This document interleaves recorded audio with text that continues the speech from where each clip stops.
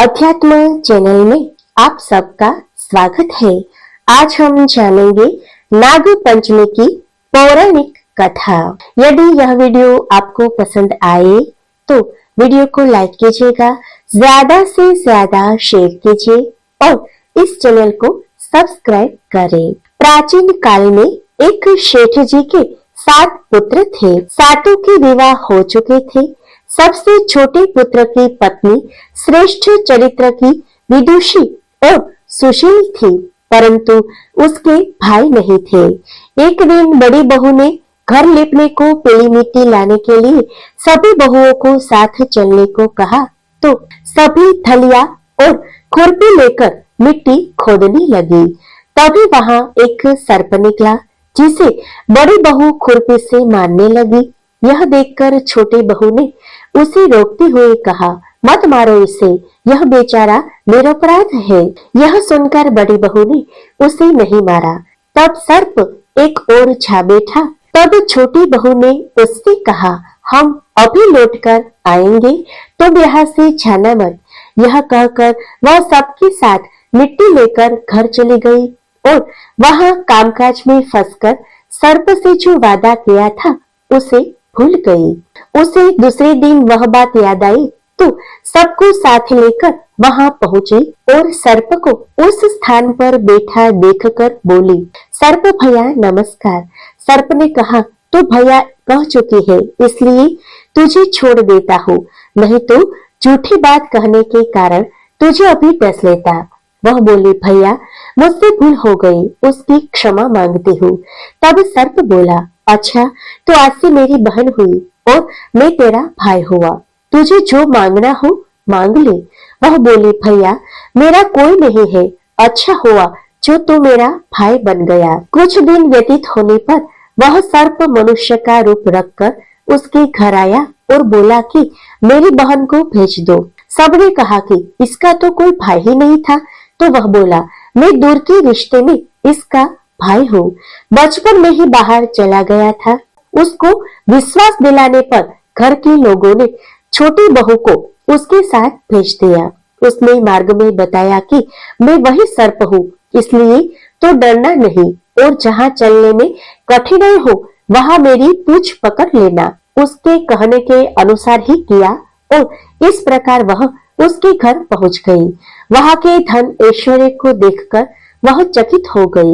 एक दिन सर्प की माता ने उससे कहा, मैं एक काम से बाहर जा रही हूँ, तो अपने भाई को ठंडा दूध पिला देना। उसे यह बात ध्यान न रही और उससे गर्म दूध पिला दिया, जिसमें उसका मुंह बेतरह जल गया।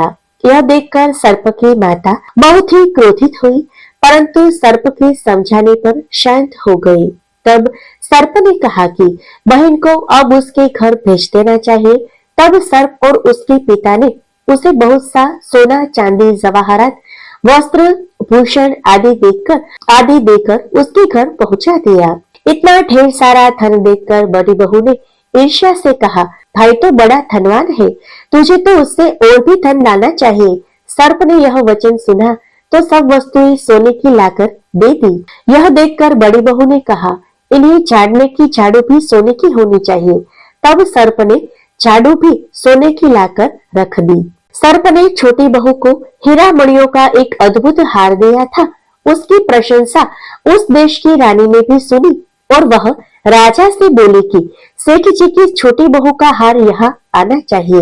राजा ने मंत्री को हुक्म दिया कि उससे वह हार लेकर शीघ्र उपस्थित हो। मंत्री ने सेठ जी से जाकर कहा कि महारानी जी छोटी बहू का हार पहनेगी, वह उससे लेकर मुझे दे दो। सेठ जी ने डर के कारण छोटी बहू से हार मंगाकर दे दिया। छोटी बहू को यह बात बहुत बुरी लगी। उसने अपने सर्प भाई को याद किया और आने पर प्रार्थना की, भैया रानी ने हार छीन लिया है, तुम कुछ ऐसा करो कि जब वह हार उसके गले में रहे तब तक के लिए सर्प बन जाए और जब वह मुझे लौटा दे तब हीरो और मणियों का हो जाए। सर्प ने ठीक वैसा ही किया। जैसे ही रानी ने हार पहना वैसे ही वह सर्प बन गया। यह देखकर राजा ने सेठ के पास खबर भेजी कि छोटी बहू को तुरंत भेजो। सेठ जी डर गए कि राजा न जाने क्या करेगा। वे स्वयं छोटी बहू को साथ लेकर उपस्थित हुए। राजा ने छोटी बहू से पूछा, तूने क्या जादू किया है? मैं तुझे दंड दूंगा। छोटी बहू बोली, राजन दुष्टता क्षमा कीजिए, यह हार ही ऐसा है कि मेरे गले में हीरो और मणियों का रहता है और दूसरे के गले में सर्प बन जाता है।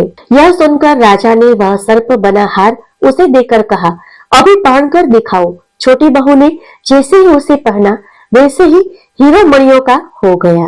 यह देखकर राजा को उसकी बात का विश्वास हो गया और उसने प्रसन्न होकर उसे बहुत सी मुद्राएं भी पुरस्कार में दी। छोटी बहू वह अपने हार सहित घर लौट आई। उसके धन को देखकर बड़ी बहू ने ईर्ष्या के कारण उसके पति को सिखाया कि छोटी बहू के पास कहीं से धन आया है। यह सुनकर उसके पति ने अपनी पत्नी को बुलाकर कहा, ठीक ठीक बता कि यह धन तुझे कौन देता है। तब वह सर्प को याद करने लगी। तब उसी समय सर्प ने प्रकट होकर कहा, यदि मेरी धर्म बहन के आचरण पर संदेह प्रकट करेगा तो मैं उसे खा लूंगा। यह सुनकर छोटी बहू का पति बहुत प्रसन्न हुआ और उसने सर्प देवता का बड़ा सत्कार किया। उसी दिन से नाग पंचमी का त्योहार मनाया जाता है और स्त्रियां सर्प को भाई मानकर उसकी पूजा करती है। जय नाग देवता।